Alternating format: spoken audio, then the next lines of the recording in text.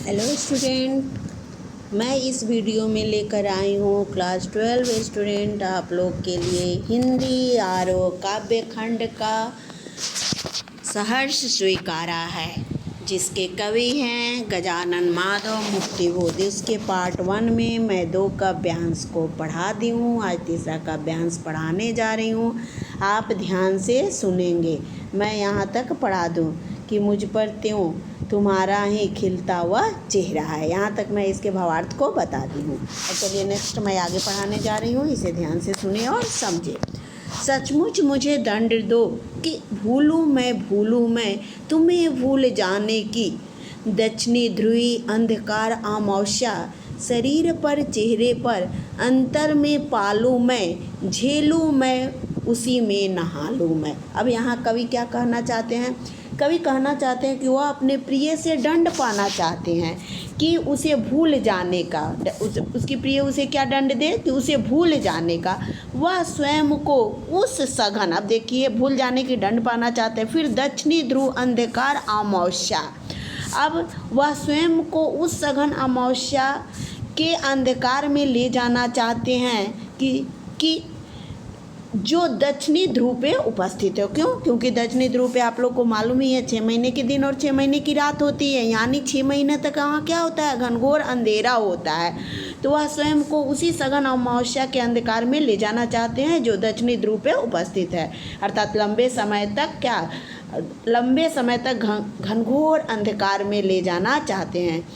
अब देखिए, शरीर पर चेहरे पर अंतर में पालूं मैं, झेलूं मैं उसी में नहालूं मैं। क्यों? अब लंबे समय तक जब ले जाना चाहते हैं जिससे अंधकार शरीर, चेहरे और हृदय में सभी जगह क्या हो जाए? व्याप्त हो जाए। हर जगह क्या हो जाए? अंधकार उनके अंदर व्याप्त हो जाए और प्रत्येक स्तर में वह उस अंधकार को प्रत्येक स्तर में झेलना चाहते हैं और उसी में क्या करना चाहते हैं? उसी में वह नहाना भी चाहते हैं, ताकि ताकि वह अंधकार को अपने अंदर और अंधकार उन्हें अपने अंदर क्या कर ले? आत्मसात कर ले, यानी एक दूसरे से आत्मसात हो जाए, अंधकार और उनके अंतःकरण से। अब इन पंक्तियों के माध्यम से कवि क्या किया है? अपने ग्लानि को व्यक्त करना चाहते हैं। कवि का हृदय इस बात से व्यथित है, यानी दुखी है कि प्रिय ने उसे अपना सब कुछ समर्पित कर दिया, लेकिन बदले में उन्होंने प्रिय का कोई प्रत्युत्तर नहीं दिया। प्रिय के प्रेम एवं आत्मीयता के बदले उन्हें कुछ भी वापस न लौटा ना सके। इसी कारण वह प्रिय से क्या मांग रहे हैं? दंड मांग रहे हैं, उसे भूल जाने की। चलिए यहाँ नेक्स्ट आइए काव्यांश। अब देखिए, इसलिए कि तुमसे ही परिवेष्टित आच्छादित रहने का रमणीय यह उजेला अब सहा नहीं सहा जाता है।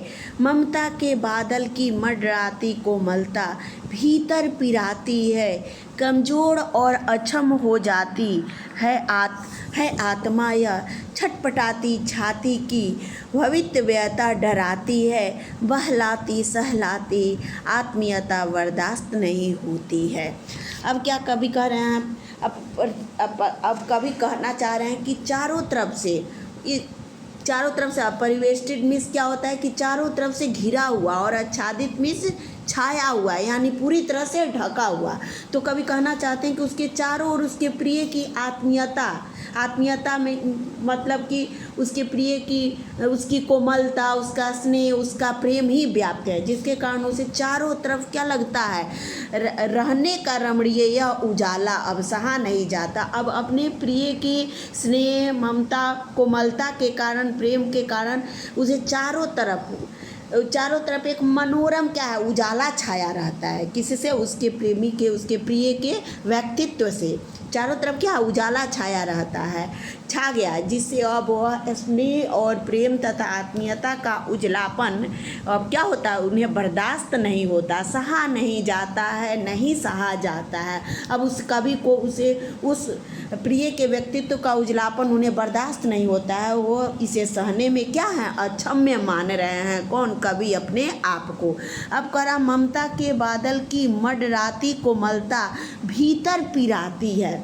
अब कवि कह रहे हैं कि उनके प्रिय की जो कोमल भावनाएं जो कोमल भावनाएं हैं, जो ममता का बादल बनकर उनके भीतर मंडराती रहती है, वह क्या करती है, उन्हें दुख देती है, उन्हें पीड़ा देती है। इस अथाह स्नेह, प्रेम, ममता, कोमलता, आत्मीयता आदि के कारण उनका अंतर्मन क्या होता है, उनका अंतर्मन और कमज़ोर होते जाता है। उनकी आत्मा कमज़ोर हो गई है और अब वो कठोरता एवं कठिनाई को सहन करने में क्या है, अक्षम्य हो गए हैं। देखिए, कमज़ोर और अक्षम्य अब हो गई है आत्मा यह, यानी अपने प्रिय के कारण अपने क्या हो गया, अपने प्रिय के स्नेह, प्रेम, ममता, कोमलता, आत्मीयता आदि के कारण उनका अंतर्मन क्या हो गया, उनका आत्मा कमज़ोर हो गया है और अब वह कठोरता एवं कठिनाई को सहन करने में क्या हो गई है, अक्षम हो गई है। और फिर छटपटाती छाती की भवितव्यता डराती है। अब इस सब के कारण कवि की छाती में, उनके हृदय में क्या है, भविष्य को लेकर, डरावने भविष्य को लेकर क्या है, छटपटाहट है कि उसे हर समय बहलाने वाली, सहलाने वाली आत्मीयता एवं स्नेह प्राप्त नहीं होगा। इस तरह का उस तब क्या होगा, भविष्य की आशंकाएं क्या करती है, कवि को डराती है। इसलिए अब कह रहे हैं, बहलाती सहलाती आत्मीयता बर्दाश्त नहीं होती, इसलिए कवि को अपने प्रिय की इतनी अधिक आत्मीयता, घनिष्ठता, स्नेह और कोमलता बर्दाश्त नहीं होती। वह भविष्य को सोचकर इस आत्मीयता से क्या करना चाहते हैं, दूर जाना चाहते हैं, जहाँ चारों तरफ क्या हो, अंधेरा ही अंधेरा हो, यानी कठोरता ही कठोरता हो। अब अंधेरा ही अंधेरा का मतलब क्या है, दुख। यहाँ दुख का मत लिया गया है और उजाला पूर्णिमा किसी से लिया गया, तो उन्हें बिछड़ने का तो दुख कष्ट होगा ही कवि को। इसीलिए जहाँ चारों तरफ क्या, उन्हें दुख, उन्हें प्रिय के विचों का, वियोग का क्या है, अंधेरा ही अंधेरा, यानी दुख ही दुख हो, कठोरता ही कठोरता हो, ताकि उनमें, किसमें, कवि में कठिनाइयों से संघर्ष करने की क्षमता क्या हो सके, विकसित हो सके। इसके छिपे हुए भाव ये है और परिस्थितियों से मुकाबला करके वह विजयी बनने में सक्षम हो सके। वह अपने अंदर संघर्ष की क्षमता को क्या करना चाहते हैं, विकसित करने के लिए चारों तरफ से व्याप्त अपने प्रिय की ममतामयी कोमल भावनाओं के संरक्षण से बाहर निकलना चाहते हैं। कौन, कवि। चलिए अब नेक्स्ट काव्यांश पढ़ाने जा रही हूँ, उसे ध्यान से सुनेंगे, ये लास्ट भी है। अब देखिए, फिर यहाँ आया दंड की बातें।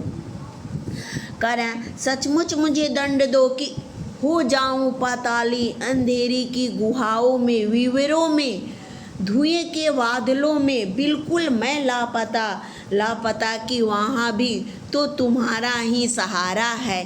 इसलिए कि जो कुछ भी मेरा है या मेरा जो होता सा लगता है, होता सा संभव है, सभी वह तुम्हारे ही कारण के कार्यों का घेरा है, कार्यों का वैभव है। अब तक तो जिंदगी में जो कुछ था, जो कुछ है, सहर्ष स्वीकारा है, इसलिए कि जो कुछ भी मेरा है वह तुम्हें प्यारा है। अब यहाँ कवि क्या कह रहे हैं, कवि कह रहे हैं कि सचमुच मुझे दंड दो कि हो जाऊं पताली अंधेरे की गुहाओं के में, विवरों में, धुएं के बादलों में, बिल्कुल मैं लापता। अब कवि यहाँ कह रहे हैं कि वह स्वयं को मुझे दंड दो, किसे, फिर कह रहे हैं कि मुझे दंड दो अपनी प्रिय से, कि सचमुच कि मैं स्वयं को पताल में धरती के नीचे, जहाँ एकदम घनघोर गुफा के समान जो सुरंग होती है, वही पताल जैसी घनघोर गुफा या सुरंग के अंधेरे में क्या हो जाऊँ, विलीन हो जाऊँ। विवरों मीन्स क्या होता है, सुरंग होता है, गुहाओं मीन्स गुफा, पताली मीन्स धरती के अंदर, ठीक है ना। तो विलीन कर देना चाहते हैं वे वर्तमान के जो संपूर्ण अस्तित्व को ही, वे वर्तमान के जो संपूर्ण अस्तित्व जिसमें उनके प्रिय का स्नेह है, आत्मीयता है, मिला है, उसे समाप्त करना चाहते हैं। और ऐसी स्थिति में क्या करना चाहते हैं, वह दंड पाना चाहते हैं इसी को, कि अपने स्वयं के अस्तित्व को, वर्तमान के संपूर्ण अस्तित्व को ही क्या मैं कर दूँ, विलीन कर देना चाहता हूँ। फिर कह रहे हैं कि अपने आप को ही समाप्त कर देना चाहते हैं। अब देखिए यहाँ कैसे, कि जैसे धुएं की, जैसे विवरों के सुरंगों में, अंधेरों में जो परतें होती हैं अंधेरों के, उनकी जैसे ये बिल्कुल अपने आप को ख़त्म कर देना चाहते हैं, विलीन कर देना चाहते हैं। लापता कि वहाँ भी तुम्हारा ही सहारा है। अब देखिए विडम्बना, यहाँ की विडम्बना यह है कि अचानक उन्हें लगता है कि लापता होने के बाद भी उन्हें अपने वर्तमान अस्तित्व को समाप्त कर देने के बाद भी वह अपने प्रिय के सहारे ही तो बचेगा। अब वहाँ भी पता है कि वहाँ भी तुम्हारा ही सहारा है। यह एक विडंबना है कि अचानक उसे लगता है कि लापता होने के बाद भी वहाँ भी उसके प्रिय का ही, अपने वर्तमान अस्तित्व को समाप्त कर देने के बाद भी वह अपने प्रिय के सहारे ही बचेगा और उसके सहारे ही तो रहेगा। ठीक है, इसलिए कि जो कुछ भी मेरा है या मेरा जो होता सा लगता है, होता सा संभव है, सभी वह तुम्हारे ही कारण के कार्यों का घेरा है, कार्यों का वैभव है। अब कह रहे हैं कि लापता होने अस्तित्व तो समाप्त कर दें, प्रिय के द्वारा ही सहारे ही बचेगा, क्योंकि हर स्थिति में भी उसे अपने प्रिय के कारण उपस्थिति होगी। कवि के सभी कार्यों के कारण उसके प्रिय ही होगी। कवि को सभी कार्यों के कारण उसकी प्रिय ही होगी। सब कार्यों का कारण कौन होगा? प्रिय ही होगा। क्यों? क्योंकि या मेरा जो होता सा है, होता सा संभव है, वह सभी तुम्हारे ही कारण कार्यों का घेरा है, कार्यों का वैभव है। अब यहाँ कह रहा है कवि के कार्यों का वैभव यानी कार्यों का संपन्नता का कारण भी क्या है? उसकी प्रिय ही है। इसलिए उसके अस्तित्व को समाप्त होने या विलीन हो जाने के कारण भी उसकी प्रिय ही होगी। यानी प्रिय के अस्तित्व से भिन्न कवि के अस्तित्व का कोई अर्थ नहीं, कोई महत्व नहीं कवि के जीवन में अब तक। अब देखिए, इसलिए कि जो कुछ भी मेरा है या जो मेरा होता सा लगता है, होता सा संभव है, सभी तुम्हारे कारण के कार्यों का घेरा है, कार्यों का वैभव है। और फिर क्या है? अब तक जो जिंदगी में जो कुछ था, जो कुछ है, सहर्ष स्वीकारा है। इसलिए कि जो कुछ भी मेरा है वह तुम्हें प्यारा है।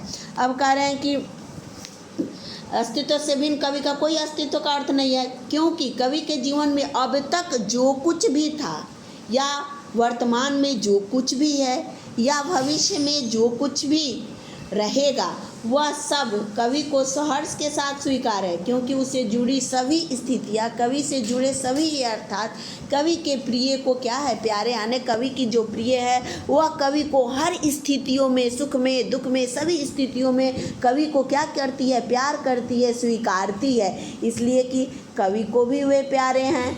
इसलिए आप जब उनकी प्रिय को प्यारे हैं तो इसलिए कवि को भी क्या है? को भी प्यारे हैं और उन्होंने उसे सहर्ष क्या किया है? स्वीकार किया है, खुशी खुशी के साथ उसे स्वीकार किया है। इसलिए कि जो कुछ भी मेरा है वह तुम्हें प्यारा है। अब इसलिए कि प्रिय के साथ गहरी आत्मीयता, घनिष्ठता का प्रकट करते हुए कहते हैं कवि की जीवन की जुड़ी सभी वास्तविकताएं प्रिय को क्या है? प्यारी होने के कारण कवि को भी क्या है? वह प्रिय है और उन्हें सहर्ष स्वीकार है, क्योंकि उनसे कवि के प्रिय की भावनाएं क्या हुई है? जुड़ी हुई है। इसलिए जो कुछ भी मेरा है वह तुम्हारा है, यानी दोनों की भावनाएं एक दूसरे से जुड़ी हुई है। और कवि की प्रिय कवि को हर स्थिति में उनको खुशी खुशी स्वीकार करती है, उन्हें प्यार करती है, उन्हें हर स्थिति में कवि को वो अब स्वीकार करती है। इसलिए कवि को भी वे सब चीज़ प्यारा है और कवि भी उन्हें स्वीकार करते हैं। That's all. यहाँ आपका पार्ट 2 ख़त्म होता है। इसके भावार्थ अब अच्छे से आप लोग इसके भावार्थ को समझेंगे। नोटबुक की कॉपी में इसके एक्सरसाइज के क्वेश्चन आंसर आप कर लेंगे और इसके PDF मैं सौंदर्य और अर्थ ग्रहण संबंधी बनाकर भेज दूँगी। That's all.